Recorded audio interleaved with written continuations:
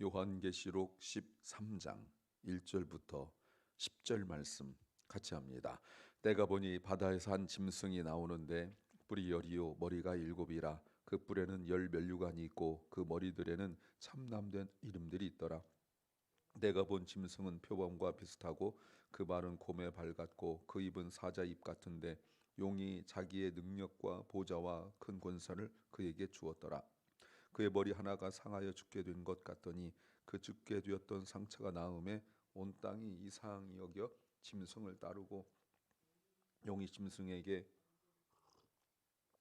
권세를 주므로 용에게 경배하며 짐승에게 경배하여 가로되 누가 이 짐승 같느뇨 누가 능히 이로 더불어 싸우려 하더라. 또 짐승이 큰 말과 잠람된 말하는 입을 받고 또 42달 일할 권세를 받으니라. 짐승 입을 벌려 하나님을 향하여 회방하되 그의 이름과 그의 장막 곧 하늘에 거하는 자들을 회방하더라. 또 권세를 받아 성도들과 싸워 이기게 되고 각 족속과 백성과 방언과 나라를 다스리는 권세를 받으니 죽임을 당한 어린 양의 생명책에 장세유로 농명되지 못하고 이 땅에 사는 자들은 다 짐승에게 경배하리라. 누구든지 귀가 있거든 들을지어다. 사로잡는 자는 사로잡힐 것이요 칼로 죽이는 자는 자기도 마땅히 칼에 죽으리니 성도들의 인내와 믿음이 여기 있느니라. 아멘. 어제 말씀드렸지만 12장부터 14장은 하나의 단락이라고 말씀을 드렸습니다. 오늘은 두 짐승 이야기입니다. 오늘은 어제 말씀드렸던 것처럼 12장 17절 말씀으로 연결되어져야 된다고 말씀을 드렸죠.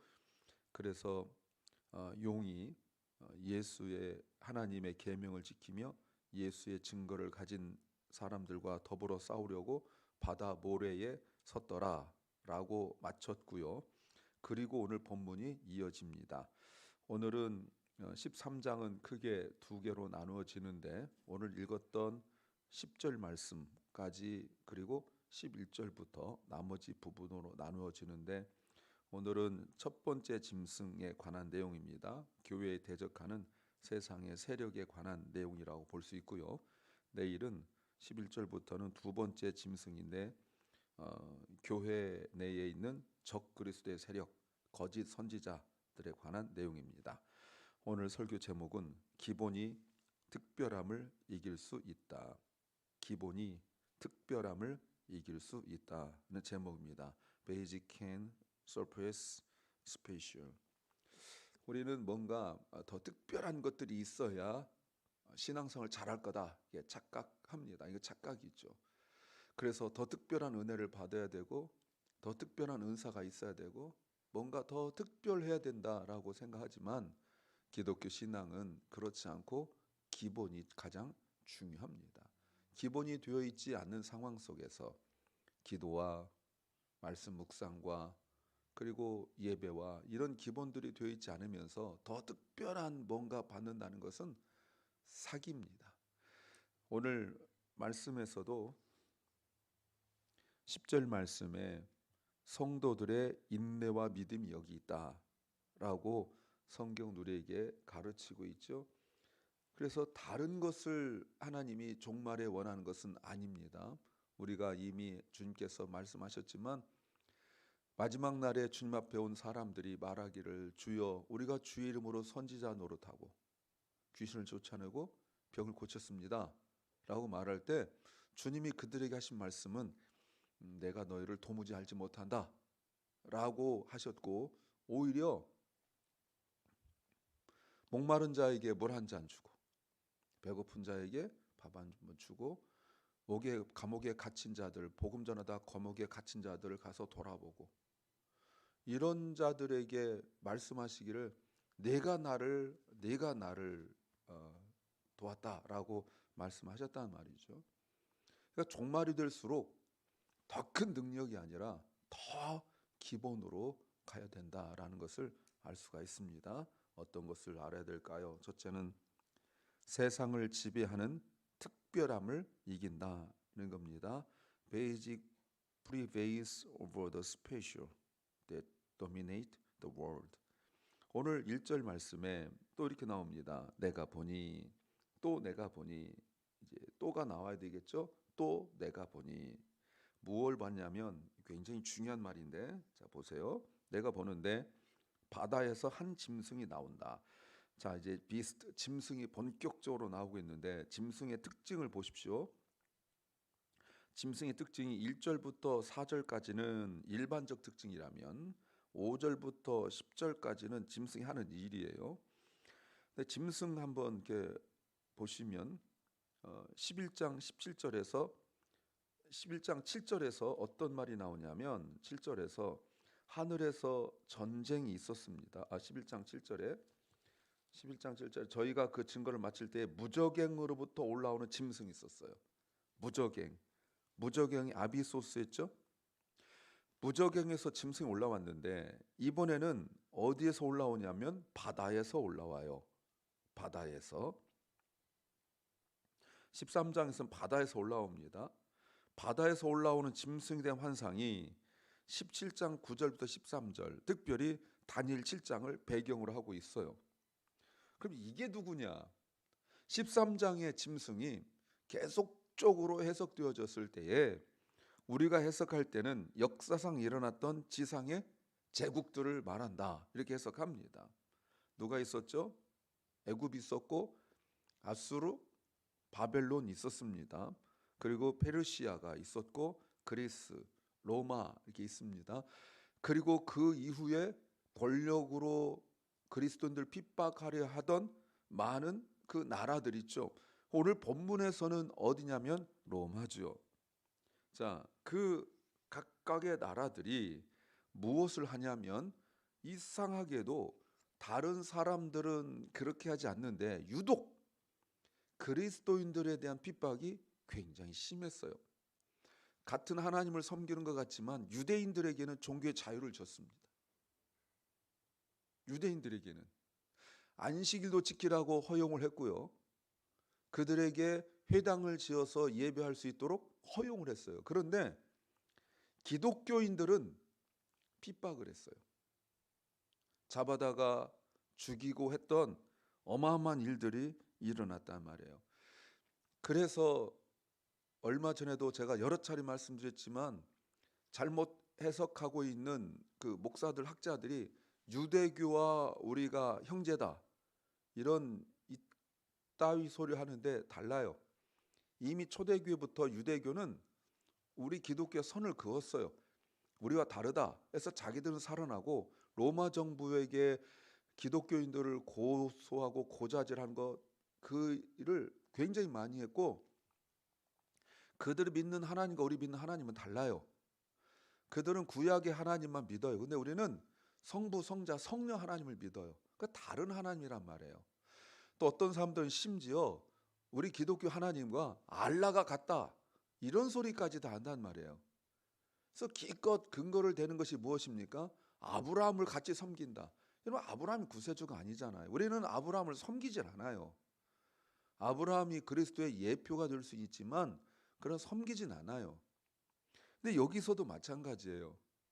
이상하게 그 권력을 쥔 자들이 구약 시대에서는 뭐 애굽, 아수르, 바벨론 이렇게 올 때는 전부 다, 그때는 구별된 기독교 없었기 때문에 모두 핍박하는 것 같으나 결국은 로마 시대에 와서는 갈라진단 말이에요. 자, 그렇다면 바다는 무엇입니까? 바다는 모든 나라들과 정부라고 말할 수 있죠. 17장 15절 말씀에 나와요. 또 리워야단이란 이름이 이제 여기서 나오는데, 뭐 라합, 뱀 이런 등의 이름으로 불려졌고, 그러나 분명한 것은 모든 믿는 자들을 핍박하는 권력 의미합니다. 이사야 27장 1절 5절 51절 9절 말씀, 에스겔 32장 6절 8절 말씀이에요. 자, 그런데 그들의 모습을 보십시오. 모습이 1절에 뿔이 열이요 머리가 7이라. 근데 그 뿔에는 10개 면류관이 있고 그 머리들에는 참남된 하나님을 모욕하는 이름이 있다라고 말합니다. 자, 어디서 많이 본 모습이죠? 어디에요? 12장 3절에 하늘에 또 다른 이적이 보이니 보라 한 큰 붉은 용이 있어 머리에 7이요 뿔이 10이요 그 머리에 여러 머리에 7면류관이 있다 라고 말하고 있습니다. 이때 10개의 뿔은 다니엘 7장 7절에서 나오는 거죠. 열왕을 상징합니다. 17장 12절에서 나오죠. 근데 그들이 머리에 면류관을 쓰고 있다는 것은 왕권을 의미하는 거라고 말할 수 있습니다. 17장 12절에요. 7개의 머리는 7개의 머리를 가진 용과 관계가 있는 것으로서 아까 보셨던 12장 3절에서 오늘 4절이 짐승의 권세가 용으로부터 받은 거다 이렇게 말할 수 있습니다. 이 무슨 말이에요? 용이 어제 본문에서 하늘에서 미가엘 선자 싸우다 졌습니다. 그래서 땅으로 추방됐죠. 그리고 나니까 이제 자기 힘이 공중을 어떻게 할 수 없기 때문에 땅에서 권력을 잡아야 되겠는데 땅의 권력을 잡아야 되는데 혼자 못하니까 동조자를 구한 거예요. 그래서 그에게 권력을 주는 거예요. 자기 능력을 나눠주는 거예요. 능력을 나눠줄 때에 자 하나님을 모욕하는 걸 말합니다. 권세죠. 하나님의 신성과 능력을 부인하는 그런 거예요. 5절과 6절에서 말하는 것이 짐승이 큰 말과 참람된 말을 하는 입을 받았다라고 말합니다. 맞아요. 여러분 사탄은 끊임없이 말로 우리 그리스도인들을 핍박하고 유혹하고 그래요.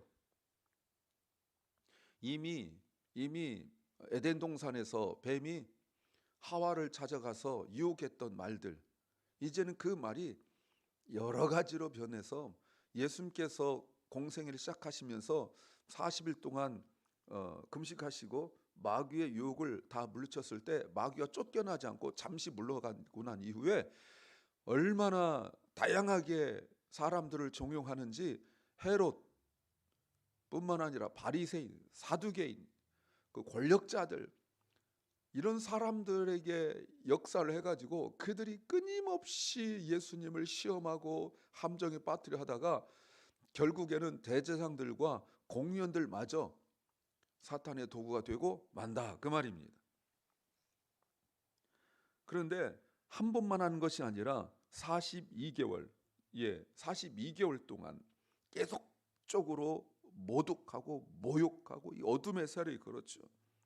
짐승의 모습이 흉폭스러운 성격과 위형인데 표범의 모습, 곰, 사자 이런 표현들이에요.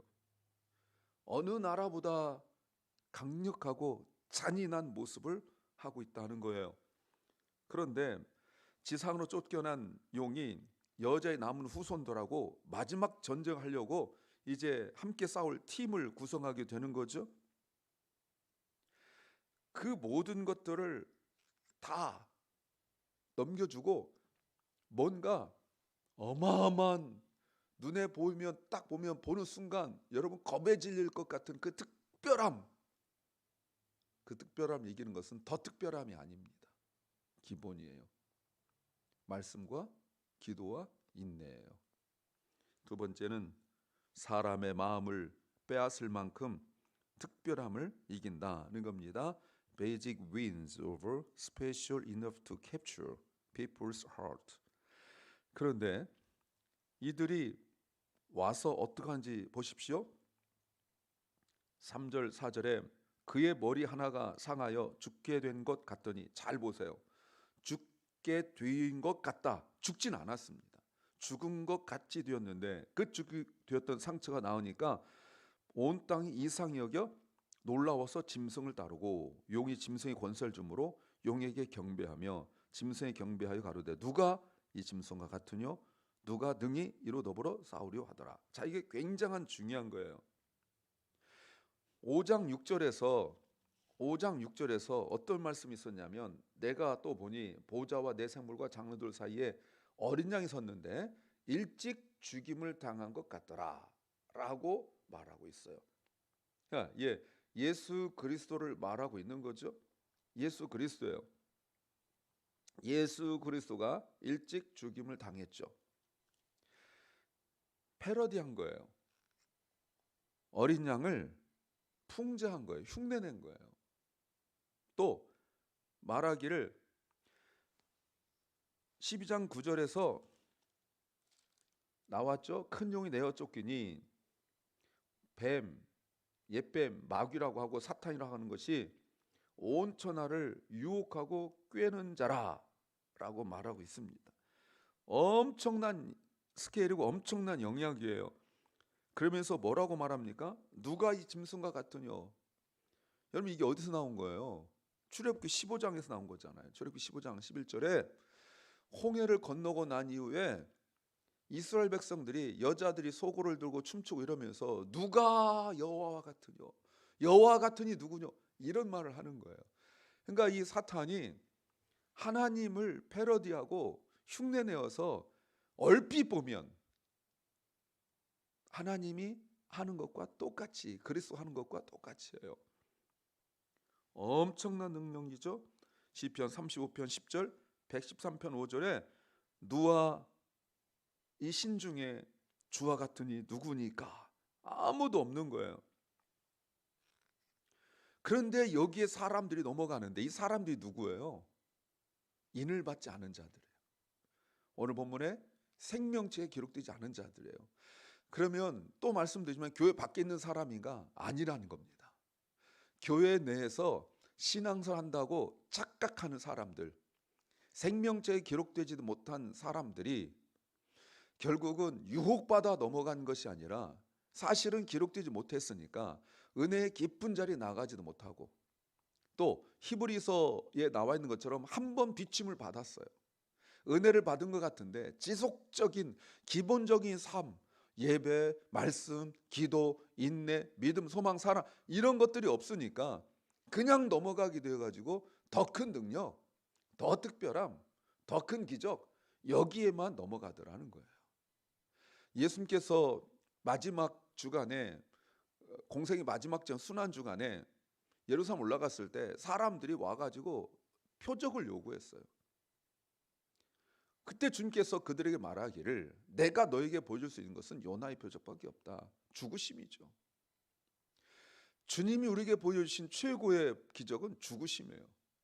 부활이 예고된 죽으심이에요. 죽은 자를 살리고 무리를 걷고 오병의 기적을 베푸는 게 아니라 이 말입니다. 그러니까 우리가 갖게 된 기적은 주와 함께 죽고 주와 함께 살아나는 그 기적이에요. 갈라디아 2장 20절이죠.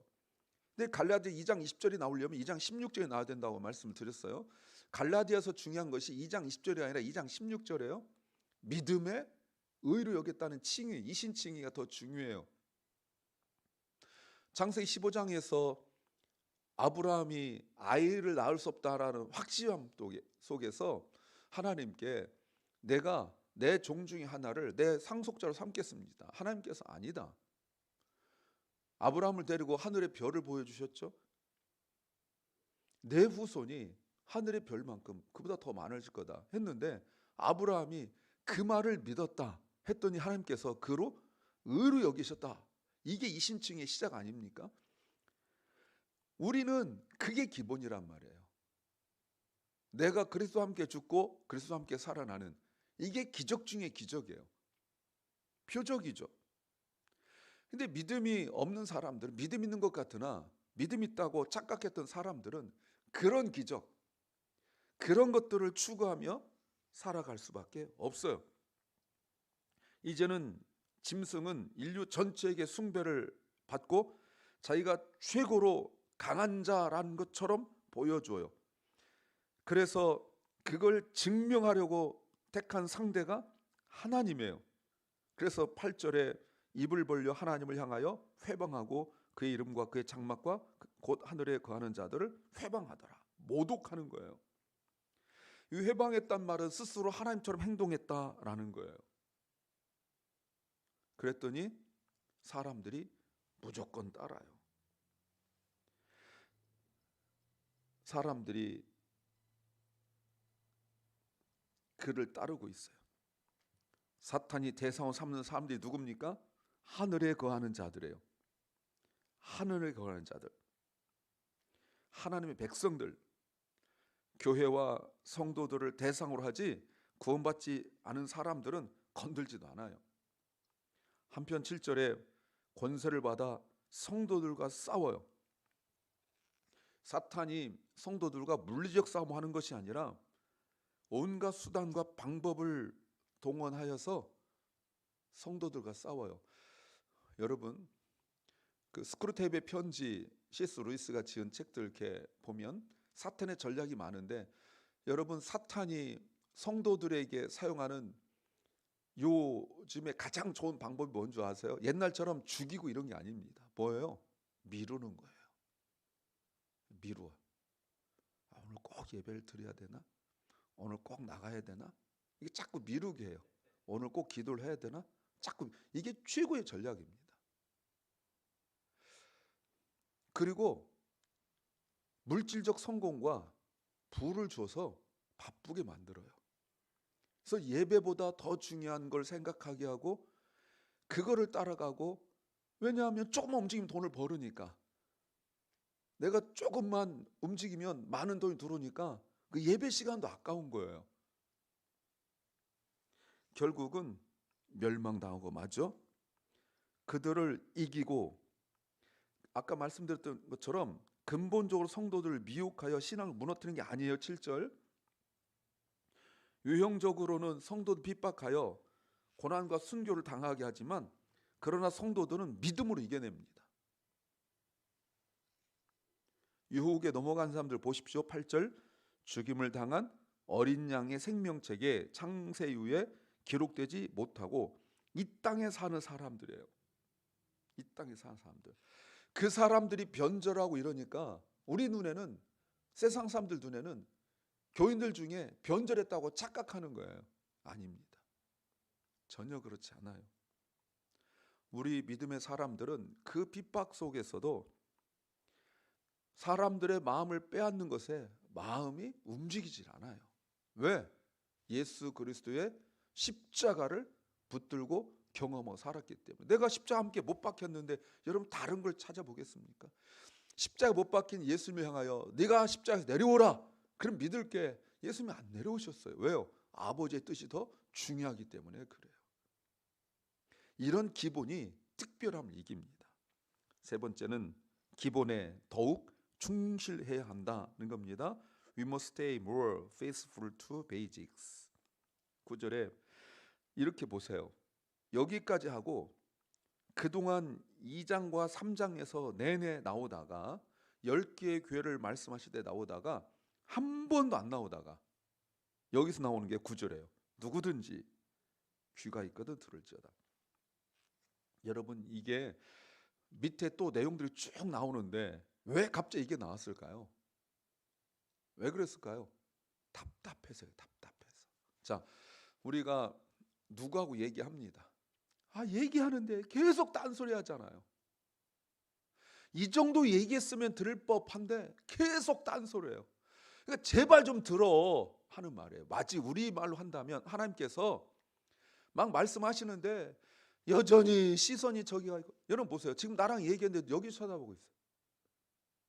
앞에서 얘기하는데 자꾸 저기 쳐다보고 있어요. 막 고개가 돌아가요. 그럼 뭐라 그래요? 여기 봐. 야야야야, 내 말 좀 들어. 이게 너 살아갈 길이 그거예요. 답답해서 하는 말이, 답답해서. 좀 말씀 좀 들으세요. 제발 좀. 지금 그 얘기예요. 너무 답답한 거예요. 너무 뻔한데. 저 사탄이 하는 짓인데, 마귀가 하는 짓인데, 짐승이 하는 짓인데 그걸 몰라. 그걸. 왜? 자꾸 믿음이 약해지니까 뭔가 더 특별한 거, 뭔가 더 유익한 거, 자꾸 이런 걸 추구하고, 이렇게 살아서는 내가 먹고 살 수도 없을 것 같은 착각이 자꾸 드니까 뭔가 그런 걸 자꾸 추구하고 따라간단 말이에요. 능력을 추구하고, 사탄의 능력인데. 그러니까 제발 좀 들으라고 하는 거예요. 눈에 보이는 기적에 마음을 빼앗기지 않는 듣는 말씀이 있어야 된다는 거예요. 매우 중요하죠. 이게 기본이에요, 여러분. 그래서 들으라예요. 들으라.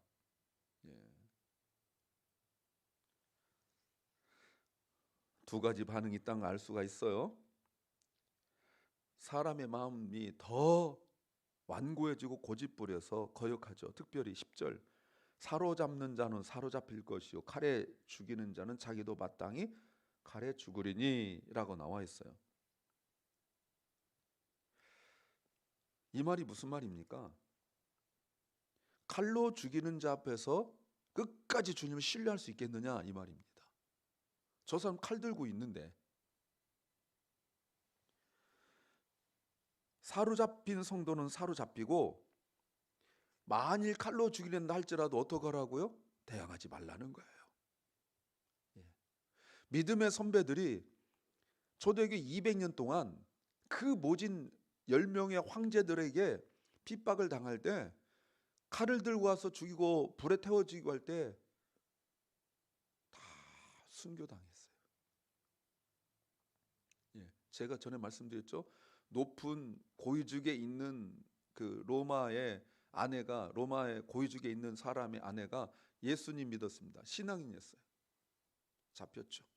그러니까 워낙 권력자니까 남편이 와가지고 여보 당신 한마디만 해. 그럼 내가 살려줄 수 있어. 할 때 아내가 뭐라고 말했어요? 거울 좀 갖다 주고 빛 좀 갖다 주고 그리고 화장품 좀 갖다 줘라. 왜 그러냐? 내가 곧 주님을 뵐 텐데 이 모습 요 꼴로는 볼 수가 없다. 남편이 화가 나서 그냥 죽여라 해서 이게 죽고 이런 게 초대교회에서 나온단 말이에요. 그 죽음 앞에서 너무나 의연하고 너무나 당당하고 예. 제가 전에 김윤국의 그 순교자란 책을 꼭 읽어보라고 말씀을 드렸죠.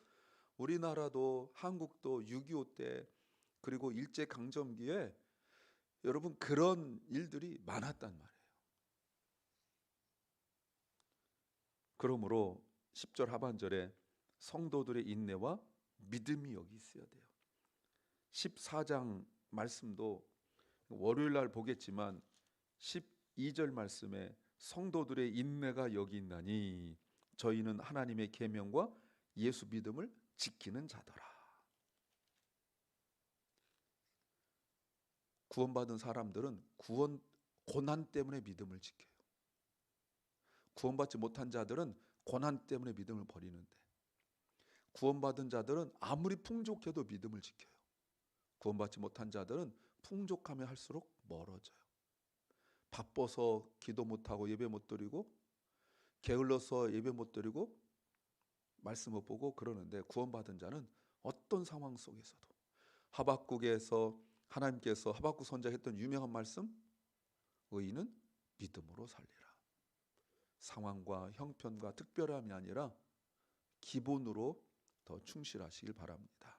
기도합니다. 주님, 우리가 종말이 될수록 세상이 복잡하고 힘들수록 더욱 기본에 집중하게 하시고 말씀을 지키고 믿음으로 인내로 살아가게 하옵소서. 사랑하는 결란과 우리 사랑하는 자녀들이 다음 세대가 더 믿음에 충실하게 하시고 그들의 시선과 마음을 빼앗는 많은 것들이 있지만 가장 기본적으로 예배 참석하고 말씀 묵상하고 기도하는 일에 집중하게 하옵소서. 연약한 중에 있는 성도들을 기억합니다. 주님 사랑하는 박원식 집사를 주께서 긍휼히 여겨주시고 병중에서 몸과 마음이 지치고 상한 그 귀한 영혼들을 주님이 붙들어 주셔서 낭망하지 않게 하여 주옵소서. 오늘 하루 주일을 준비하는 하루가 되게 하시고 주께서 기뻐하고 주께서 원하시는 그 말과 생각과 행동과 선택을 하게 하여 주옵소서. 예수님 이름으로 기도하옵나이다. 아멘. 하늘에 계신 우리 아버지여, 이름이 거룩히 여김을 받으시오며 나라의 마옵시며 뜻이 하늘에서 이룬 것 같이 땅에서도 이루어지이다. 오늘날 우리에게 일용할 양식을 주옵시고 우리가 우리에게 죄 지은 자를 사하여 준 것 같이 우리 죄를 사하여 주옵시고 우리를 시험에 들게 하지 마옵시고 다만 악에서 구하옵소서. 대개 나라와 권세와 영광이 아버지께 영원히 싸움나이다. 아멘.